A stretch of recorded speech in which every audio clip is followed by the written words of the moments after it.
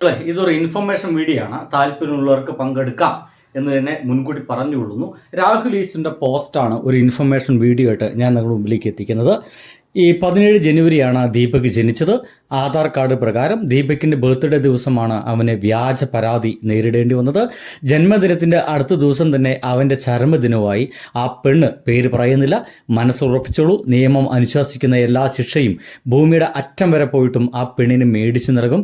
ദീപകിൻ്റെ കുടുംബത്തിൻ്റെ അനുമതിയോടെ ഇന്ത്യയിലെ ഏറ്റവും മികച്ച അഭിഭാഷകരെയും ഈ കേസിനായി കൊണ്ടുവരും. മെൻസ് കമ്മീഷനും രാഹുൽ ഈശ്വറാണ്. ദീപകിൻ്റെ കുടുംബത്തിന് 1 ലക്ഷം രൂപ പിന്തുണയായി മെൻസ് കമ്മീഷന്റെ ഭാഗമായി നൽകുന്നു. നിങ്ങൾക്കും പിന്തുണയ്ക്കാം. ഇനിയും ഒരു ദീപക് ആത്മഹത്യ ചെയ്യാതിരിക്കാൻ മെൻസ് കമ്മീഷൻ 24 മണിക്കൂർ ഹെൽപ്പ് ലൈൻ, നിയമസഹായം തുടങ്ങിയ കാര്യങ്ങളുമായി മുന്നോട്ട് പോകും. നിങ്ങൾക്കും പിന്തുണയ്ക്കാം എന്ന് പറഞ്ഞുകൊണ്ട് ഒരു പോസ്റ്റ് നിങ്ങൾക്ക് കാണാനുണ്ട്. നെയിം കന്യക കൊളശ്ശേരി, ദീപകിൻ്റെ അമ്മയാണ്. അവരെ അക്കൗണ്ട് നമ്പറൊക്കെ ഇവിടെ നിങ്ങൾക്ക് കാണാൻ കഴിയുമെന്ന് വിചാരിക്കുന്നു. നിങ്ങൾക്ക് വേണമെങ്കിൽ താല്പര്യമുണ്ടെങ്കിൽ ഇതൊക്കെ സ്ക്രീൻഷോട്ടും മറ്റുമൊക്കെ എടുത്തിട്ട് നിങ്ങൾക്ക് അതിലേക്ക് പൈസ അയക്കും മറ്റൊക്കെ ചെയ്യാം.